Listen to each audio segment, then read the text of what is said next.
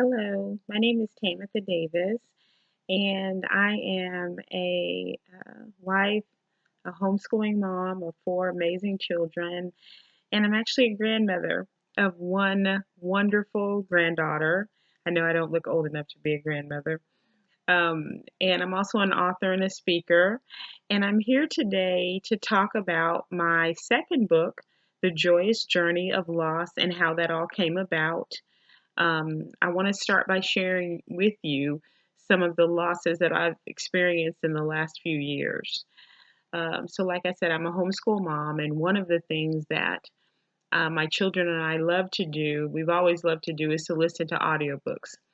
And audiobooks is like a homeschool cheat because you could do whatever you want to do, but you put in that audiobook and you're like, oh, we're learning, we're reading, we're listening to the audiobook. And so we would be doing our chores or just whatever we'd have to do, riding around the car, running errands. I'd always put on the audiobook. And my children and I just really enjoyed listening to stories together. And I noticed in around the spring of 2016, all of a sudden I couldn't hear the audiobooks. And then I started putting the closed caption on the television because I couldn't understand what they were saying on my favorite TV shows. Um, and I started yelling at my children, which is really unlike me. And one of the things that I would say most of the time, it would go something like this: look at me when you're talking to me. And I realized later on that it was because I was reading lips. So in July of 2016, we had gone out of town.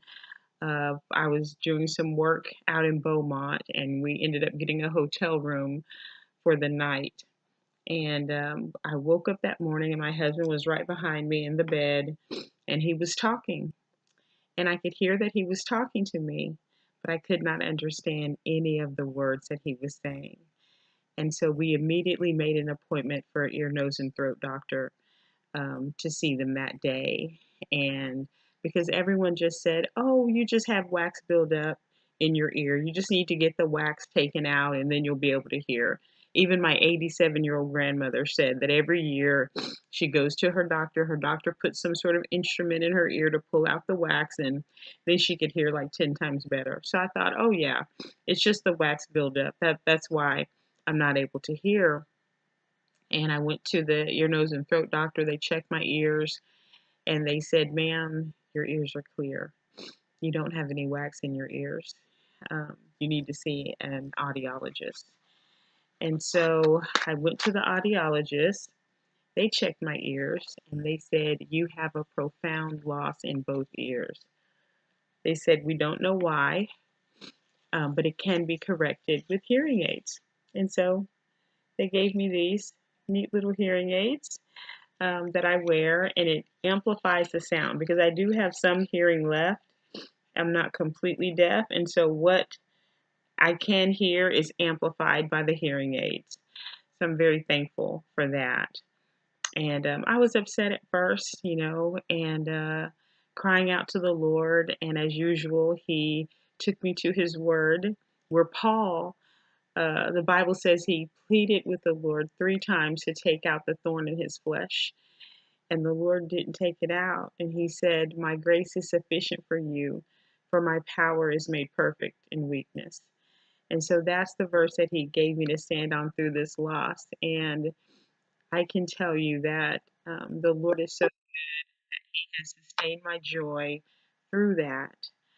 And then the following year, in August 2017, you all know, well, you may not know if you're not in the Houston area, but Harvey hit Houston.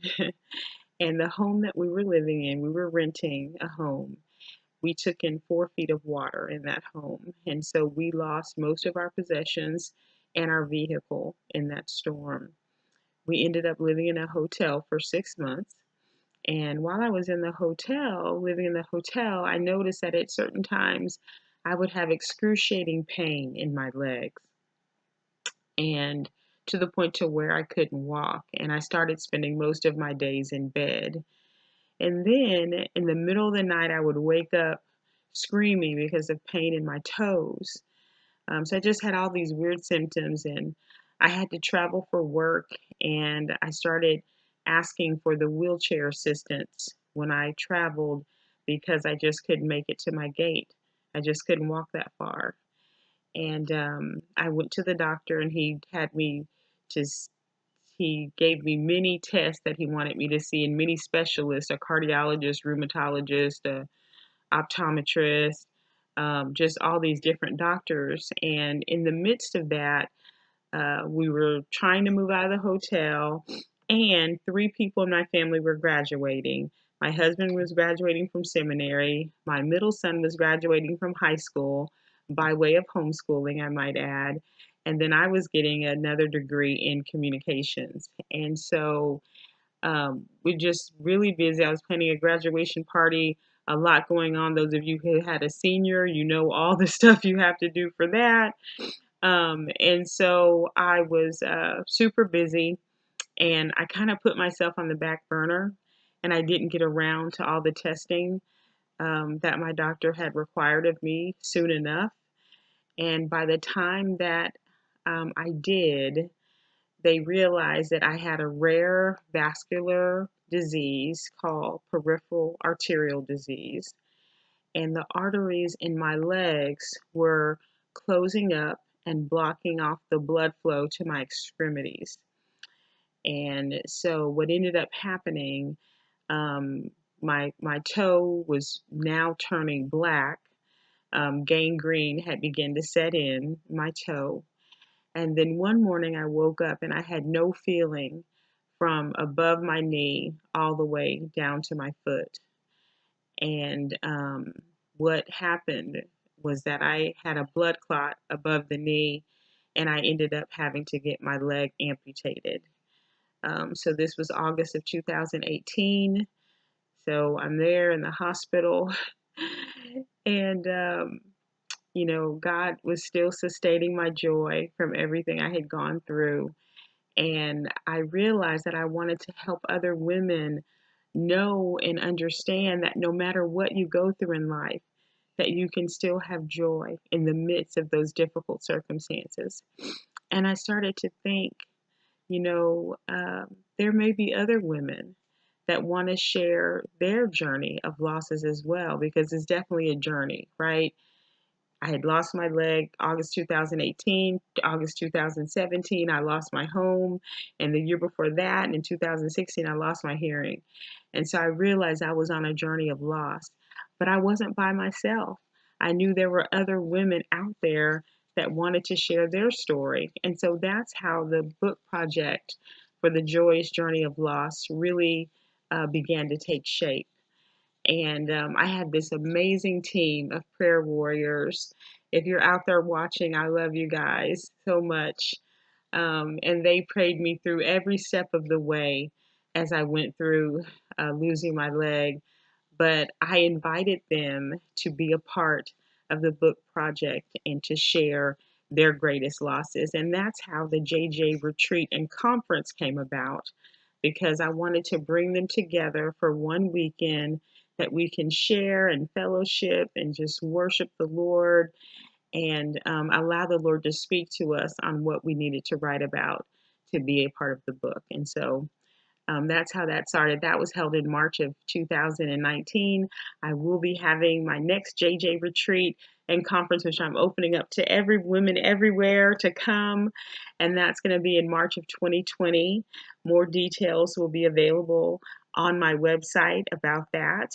And I also have both of my books available. I will have both my books available on my website, The Joyous Journey of Loss, once that is complete. And then my first book, 40 Days to Freedom, A Woman's Daily Devotional, which was released in 2014, will also be available on the website, as well as tickets to the JJ retreat and conference. So I'm so thrilled that you all joined me today. Please like and subscribe.